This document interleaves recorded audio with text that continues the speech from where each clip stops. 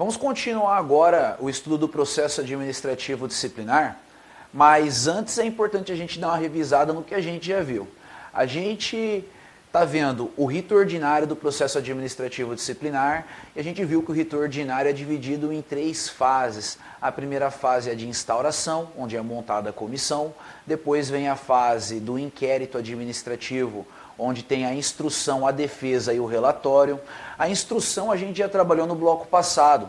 Lá na instrução a gente viu o desenvolvimento da investigação, dos atos investigatórios que conduzem ali o processo administrativo disciplinar. E o último ato de instrução foi a indiciação do servidor.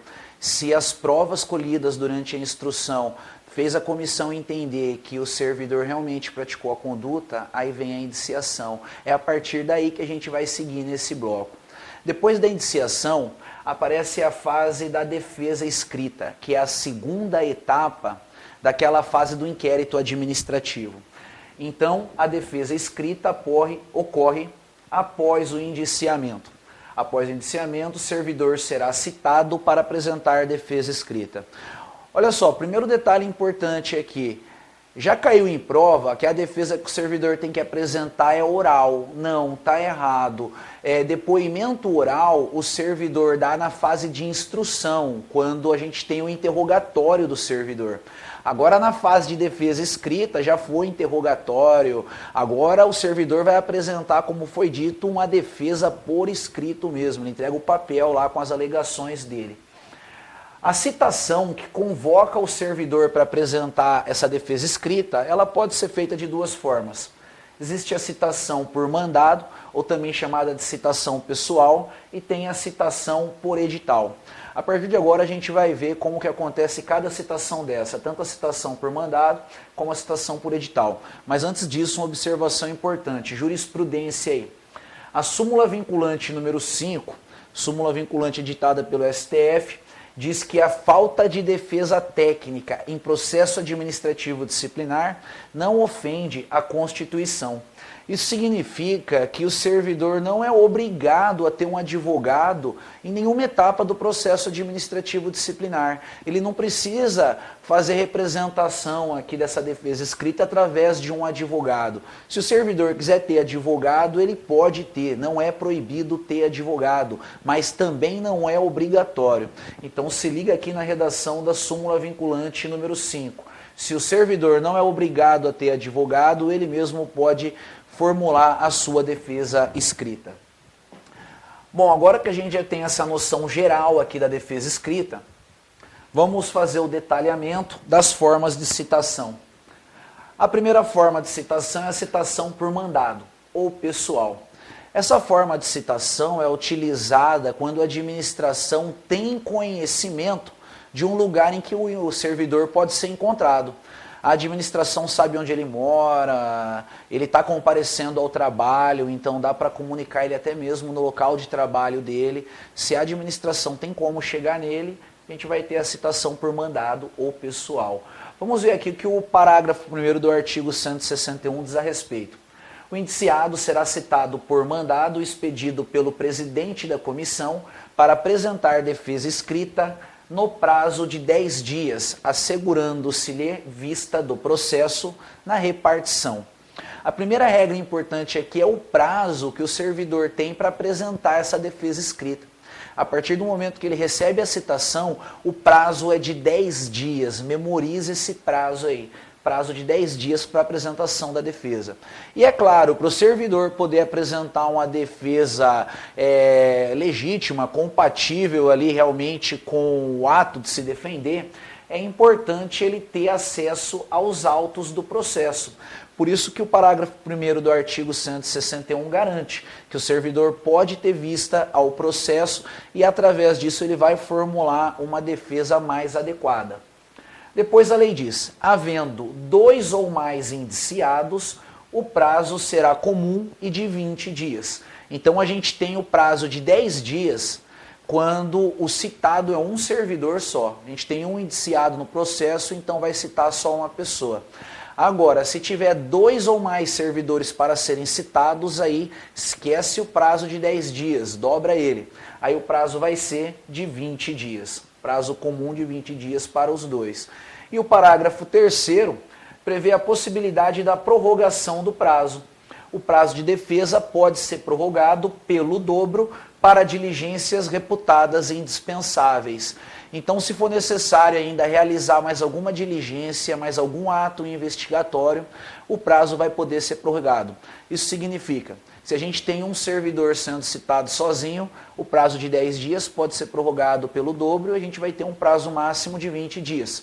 E se a gente tem 2 ou mais servidores sendo citados, aí o prazo em regra é de 20 dias e esse prazo pode ser dobrado, ele vai se tornar um prazo máximo de 40 dias. E aí, por fim, a gente tem aqui a possibilidade, né, da recusa do indiciado de aceitar a citação. Se o servidor indiciado recusa assinar a citação, é claro que isso aí não vai evitar que o processo siga. Olha o que diz o parágrafo 4 aqui do artigo 161. No caso de recusa do indiciado em opor ciente na cópia de citação, o prazo para a defesa contar-se-á da data declarada, em termo próprio, pelo membro da comissão que faz a citação, com a assinatura de 2 testemunhas.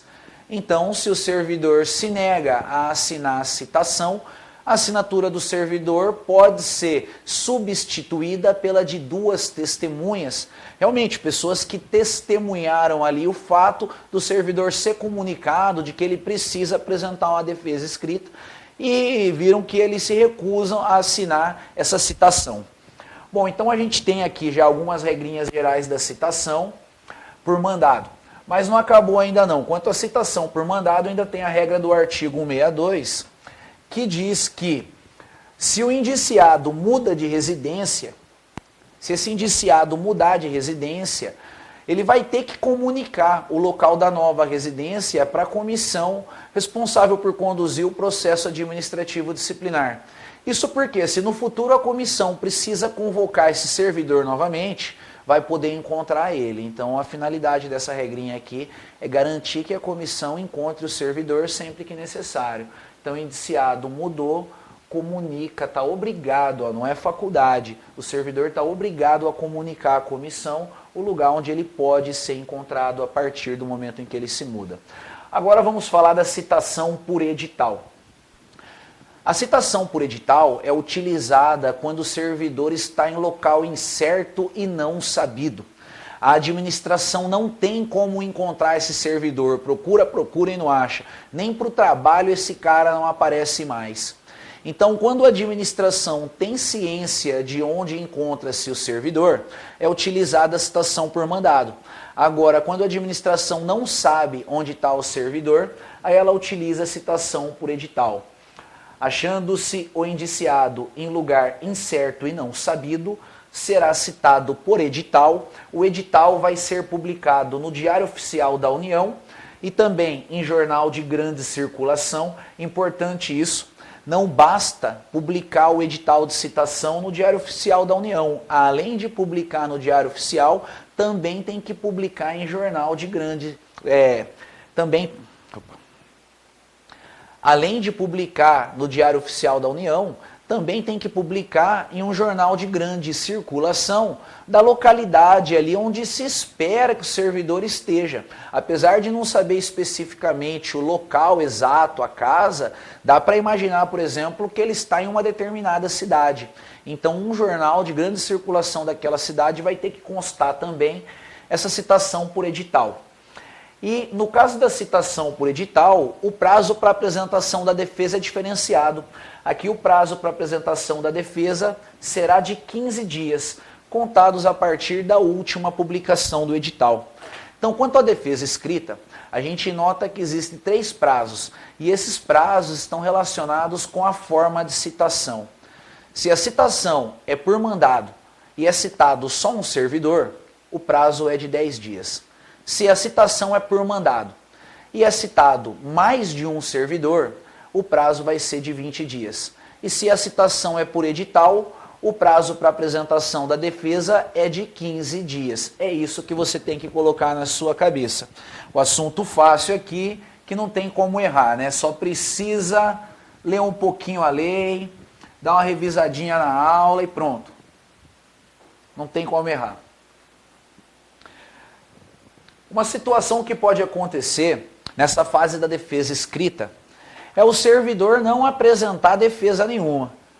Se ele foi citado por mandado, ele deixou o prazo passar e não apresentou defesa, ou então se ele foi citado por edital, ele nunca compareceu mesmo e não vai comparecer agora e não apresenta defesa. Se o servidor não se defender, a gente vai ter a situação da revelia. Então a revelia acontece em decorrência da não apresentação da defesa escrita por parte do servidor indiciado, que está sendo acusado ali. Só que detalhe, a Constituição Federal garante que o servidor ou que qualquer pessoa que seja parte em um processo administrativo judicial tenha direito de se defender. Até quando a pessoa não quer apresentar a sua própria defesa, essa pessoa tem o direito de se defender. Então tudo isso vai gerar uma situação bastante interessante. Analisa comigo aqui. Considerar-se-á rével o indiciado que regularmente citado não apresenta defesa no prazo legal. A revelia será declarada por termo nos autos do processo e devolverá o prazo para a defesa. Para defender o indiciado rével, a autoridade instauradora do processo designará um servidor defensor dativo que deverá ser ocupante de cargo efetivo superior ou de mesmo nível ou ter nível de escolaridade igual ou superior ao do indiciado. Olha só, eu falei para você que a defesa era obrigatória, tem que ter a defesa, independente do servidor apresentar a própria defesa ou não. Se o servidor não apresenta a própria defesa, aí vai ser lavrado nos autos do processo situação de revelia. E nesse caso, a autoridade instauradora do processo, detalhe, hein? Não é o presidente da comissão, não. É a autoridade instauradora do processo administrativo. Ela vai escolher um outro servidor para apresentar a defesa pelo servidor que está sendo acusado. Esse outro servidor não tem nada a ver com a história. Ele estava no lugar errado, na hora errada, e aí, ops, vem cá você vai ter que apresentar a defesa no lugar do fulano aí que foi indiciado. Esse servidor, chamado para apresentação dessa defesa, ele vai ser denominado de defensor dativo. Então, quem é o defensor dativo? É o servidor nomeado pela autoridade instauradora da comissão para defender o servidor rével, aquele que não apresentou a defesa escrita dentro do prazo depois de citado. É importante você ficar com isso bem claro na sua cabeça. Esse outro servidor, as condições que ele tem que preencher para poder ser defensor dativo. Primeiro, ele tem que ser ocupante de cargo efetivo, não pode ser ocupante de cargo em comissão, e ele tem que ter um cargo efetivo de mesmo nível hierárquico ou de nível hierárquico superior do servidor acusado, ou então ele tem que ter grau de escolaridade igual ou superior ao do servidor que está sendo acusado. Essas são as características que o defensor dativo deve possuir. E é importante a gente lembrar que para ter essa situação aí do defensor dativo, o prazo para a defesa tem que ter sido esgotado. Então, já que o prazo já se esgotou, é claro que o defensor dativo vai receber um prazo novo para ele poder estudar a situação e formular a defesa. Então, na prática, acontece o seguinte. Vamos supor que no dia 1 de um determinado mês, o servidor acusado é citado. E aí tem 10 dias para ele apresentar a defesa. Ele não apresenta a defesa dentro dos 10 dias. Então, passa aí o dia 10, ele não apresentou a defesa. Aí, no dia 10 mesmo é nomeado o defensor dativo. A partir do momento que nomeou o defensor dativo, zera o prazo. Ele começa a correr novamente. O defensor dativo vai ter, a partir da sua nomeação, o prazo de 10 dias para ele poder estar apresentando a defesa em nome do servidor rével. Então o prazo vai ser devolvido para o defensor dativo. E aí no final disso tudo a gente vai ter a apresentação da defesa, né? Porque se a defesa não foi apresentada pelo servidor acusado, ela vai ser apresentada pelo servidor nomeado como defensor dativo. Então, de qualquer forma, vai ter a apresentação da defesa. Com base na defesa que foi apresentada e nas provas colhidas na instrução também, Aí a comissão vai terminar a sua participação na condução do processo administrativo disciplinar, formalizando o documento chamado relatório. O relatório é a última etapa do inquérito administrativo. É no relatório que acaba a participação da comissão. Vamos ver o que a Lei 8.112 fala a respeito do relatório. Apreciada a defesa, a comissão elaborará relatório minucioso, onde resumirá as peças principais dos autos e mencionará as provas em que se baseou para formar a sua convicção. Então a gente conclui que o relatório ele é um resumo dos fatos que foram apurados pela comissão durante o curso do processo administrativo disciplinar. Ali vai ter um resumo dos atos instrutórios, ali vai ter um resumo também da defesa escrita do servidor, e com base nisso tudo, a gente vai ter aí a conclusão da comissão.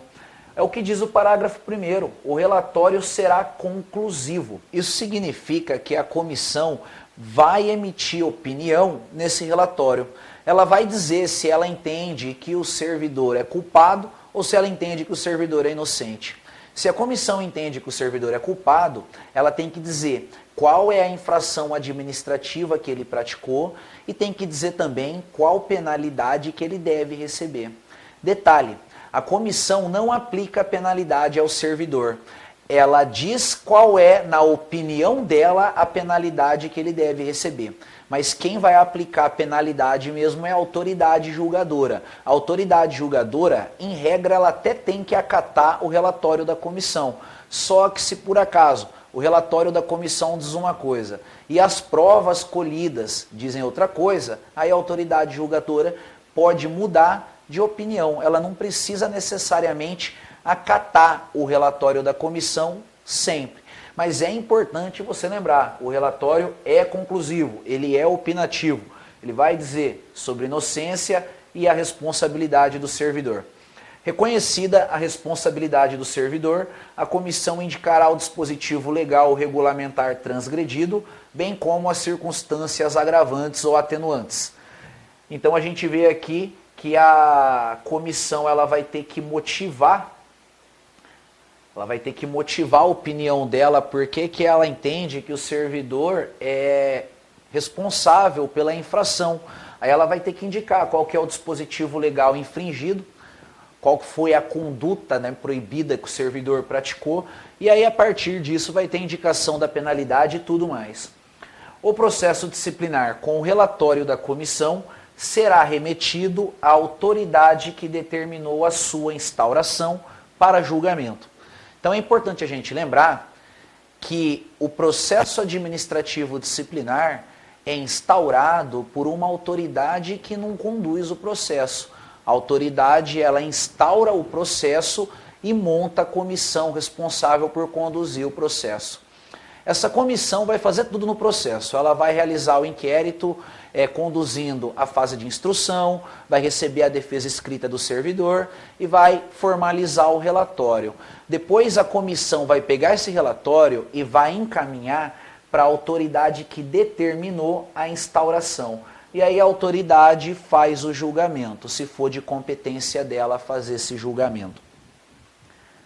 Então a gente tem aqui a conclusão da segunda etapa, que é a etapa do inquérito administrativo. E agora a gente vai entrar na etapa de julgamento, que era a última etapa do processo administrativo. Lembrando que o processo administrativo ele foi dividido em 3 etapas: instauração, inquérito administrativo e julgamento. Vamos ver então as regrinhas do julgamento. No prazo de 20 dias, contados do recebimento do processo, a autoridade julgadora proferirá sua decisão. Então a primeira coisa que interessa para a gente aqui é o prazo que a autoridade julgadora tem para julgar o processo, 20 dias. Quando o processo chega na mão da autoridade é que começa a ser contado esse prazo. Então antes disso a autoridade não tem que seguir prazo nenhum, só depois que a comissão terminar o trabalho dela e entrega o relatório para a autoridade. Se a penalidade a ser aplicada exceder a alçada da autoridade instauradora do processo, este será encaminhado à autoridade competente que decidirá em igual prazo. Regrinha bastante interessante essa aqui. Quando a gente estuda o regime disciplinar da Lei 8.112, a gente aprende quais são as autoridades competentes para a aplicação das penalidades. Por exemplo, se a pena a ser aplicada é demissão e o servidor trabalha no Poder Executivo, quem tem competência para demitir esse servidor é a Presidência da República. Se a pena a ser aplicada é uma advertência, essa pena pode ser aplicada pelo chefe da repartição. Vamos supor que o chefe da repartição foi quem determinou a instauração do processo administrativo disciplinar. Então, a comissão conduziu o processo e quando a comissão terminou o processo, a comissão encaminhou esse processo para o chefe da repartição, para ele fazer o julgamento. Mas vamos supor que a comissão concluiu que o servidor tem que ser demitido. E o chefe da repartição, na hora que ele analisa, ele concorda que o servidor tem que ser demitido. Aí a gente lembra que o chefe da repartição não tem competência para demitir. Se ele não tem competência para demitir, ele tem que pegar o processo e mandar para quem tem competência para demitir. Isso significa que ele vai mandar o processo para a Presidência da República. E aí a Presidência da República faz o julgamento. A Presidência pode condenar, ela pode absolver, mas aí o julgamento vai ser de competência dela. Então a gente conclui aqui uma coisa bem simples. Pode acontecer da autoridade instauradora não ter competência para fazer o julgamento, aí quando a autoridade instauradora receber o processo, ela manda o processo para a autoridade competente e a autoridade competente julga. Simples assim. Se houver mais de 2 indiciados e diversidade de sanções, o julgamento caberá à autoridade competente para imposição da pena mais grave. Regrinha bem simples, vamos supor que no processo administrativo disciplinar tenha 2 indiciados e a comissão conclui que um deve receber a pena de advertência, outro deve receber a pena de demissão. Nesse caso, o julgamento tem que ser feito pela autoridade que tem competência para aplicar a pena mais grave. Então, quem vai julgar os 2 é a autoridade competente para demitir.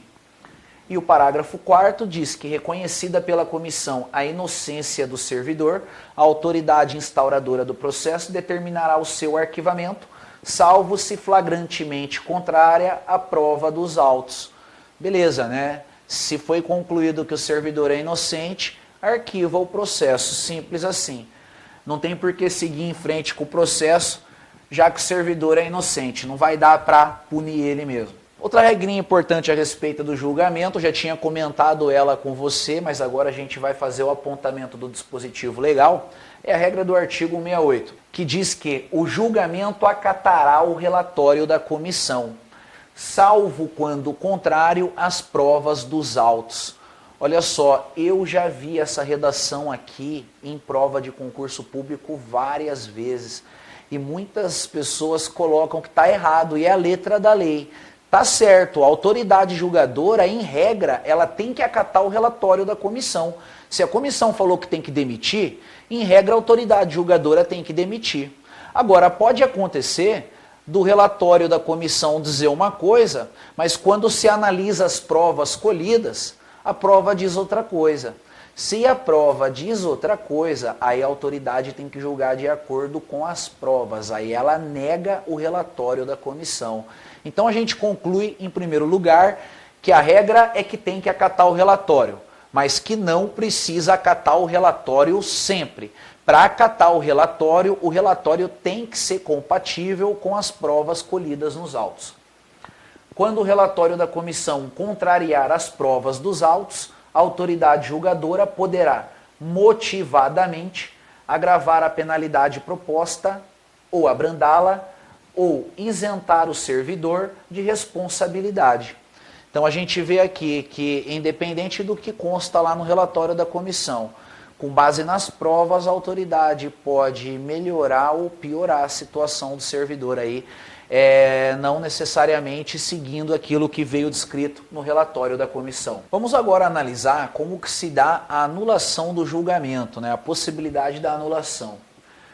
Se no processo administrativo ocorreu um vício insanável, aí a autoridade responsável aí pela instauração do processo, ou então até outra autoridade de hierarquia superior àquela que determinou a instauração, vai poder declarar a nulidade total ou parcial do processo.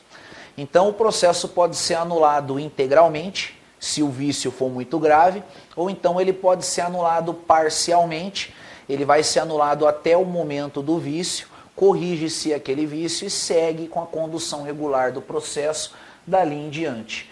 E uma regra muito importante é a do parágrafo 1º do artigo 69, cai muito em prova. Lembra que eu falei para você que a autoridade julgadora tem o prazo de 20 dias para julgar? Então, mas e se a autoridade julgadora não julgar o processo dentro desse prazo de 20 dias? Isso não caracteriza nada, porque o parágrafo 1º do artigo 69 diz que o julgamento fora do prazo legal não implica nulidade do processo. Não é porque a autoridade perdeu o prazo de julgamento que vai anular esse processo. Quando perde o prazo de julgamento, isso não configura um vício insanável no processo. Então isso significa que o servidor pode ser julgado depois do prazo de 20 dias. E a pena vai poder ser aplicada normalmente. O que não pode é acontecer a prescrição do processo. A prescrição que a gente estudou, que pode acontecer lá no regime disciplinar. Vamos ver agora o que é falado a respeito da prescrição na parte do julgamento. A autoridade julgadora que der causa à prescrição será responsabilizada na forma do regime disciplinar. Então a gente conclui o seguinte: a autoridade julgadora pode até perder o prazo para condenar, para julgar, mas ela não pode deixar prescrever. Se deixar prescrever, aí vai sobrar para a autoridade julgadora. Ela vai ter que responder por isso. E extinta a punibilidade pela prescrição, a autoridade julgadora determinará o registro do fato nos assentamentos individuais do servidor. Regrinha interessante essa. Ela diz que se teve a prescrição do processo, o servidor não vai mais ser penalizado, mas mesmo assim vai ser lançado no registro funcional dele que ele foi processado, que ele foi condenado, só que ele não pôde ser penalizado porque já havia ocorrido a prescrição. Então, de certa forma, ainda vai dar uma queimada no filme desse servidor, porque a ocorrência, o evento todo vai estar registrado, só a pena que não vai mais poder ser aplicada. E finalizando aí o estudo do processo administrativo disciplinar, da parte de julgamento, vamos ver outras disposições. Quando a infração estiver capitulada como crime, o processo disciplinar será remetido ao Ministério Público para instauração da ação penal, ficando o traslado na repartição. Traslado quer dizer que vai ficar na repartição uma cópia do processo original. Bom, bem simples a regra. Se a infração administrativa também é um crime, esse servidor vai ter que ser responsabilizado também na esfera criminal. E quem promove a ação penal é o Ministério Público. Então a repartição pública vai remeter o processo para o Ministério Público para ele poder acusar o servidor. Só que vai ficar uma cópia desse processo na repartição que o servidor trabalha. O servidor que responder a processo disciplinar só poderá ser exonerado a pedido ou aposentado voluntariamente após a conclusão do processo e o cumprimento da penalidade a caso aplicado. Meu Deus do céu, essa regra do artigo 172 destaca ela legal aí, legal. O servidor que está sendo acusado em um processo administrativo disciplinar não pode se aposentar voluntariamente enquanto não acabar o processo e se ele for condenado enquanto ele não cumprir a penalidade.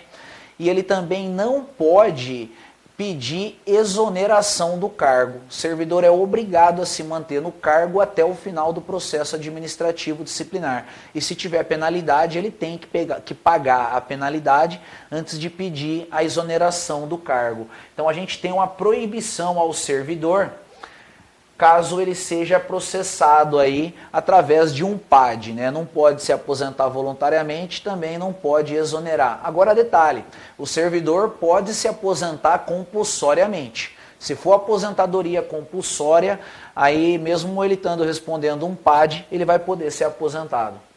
Ocorrida a exoneração do servidor, o ato será convertido em demissão, se for o caso. Vamos supor que um servidor ele foi exonerado de ofício no curso de um processo administrativo disciplinar e no final do processo foi concluído que esse cara tinha que ser demitido. A exoneração, mesmo ela sendo de ofício, ela não queima o filme do servidor. O que queima o filme é a demissão. Então, nesse caso, a exoneração vai ser convertida em demissão para ela queimar o filme do servidor. É isso que diz aí o parágrafo único do artigo 172. E a gente tem aqui, por fim, o nosso último slide, onde a gente vai ver outras disposições. Só tem uma regra para a gente aqui, que é a regrinha relacionada ao direito de receber diárias e transportes, tanto para o servidor quanto para os membros da comissão, caso eles tenham que ser ouvidos, caso eles tenham que realizar alguma diligência em uma outra localidade, uma localidade diversa daquela onde está ocorrendo a apuração dos fatos regularmente. Por exemplo, vamos supor que o servidor trabalhe em Curitiba e a comissão está constituída em Curitiba. Só que a infração que está sendo apurada diz que ela aconteceu em São Paulo. Então a comissão ela pode sair de Curitiba para fazer alguma diligência em São Paulo. Nesse caso aqui, os membros da comissão vão ter direito de receber diárias e transportes pelo deslocamento. Detalhe, o direito de receber diárias e transportes somente é dos servidores, tanto faz se o servidor está sendo ouvido na condição de denunciado, indiciado ou de testemunha, e dos membros da comissão. Se for um particular, um estranho aí, segundo a lei, ele não tem direito a nada aqui. O direito é só para o servidor e membros da comissão. E a gente conclui aqui a tramitação do rito ordinário do processo administrativo disciplinar. Ele começou na fase de instauração, depois veio o inquérito administrativo com a instrução, a defesa, o relatório e depois a fase de julgamento. A gente conclui essa etapa por aqui, mas para a gente finalizar o estudo de todo o processo administrativo disciplinar, ainda tem mais um bloco. Então eu espero te encontrar novamente para a gente poder finalizar esse assunto. Até mais e bons estudos!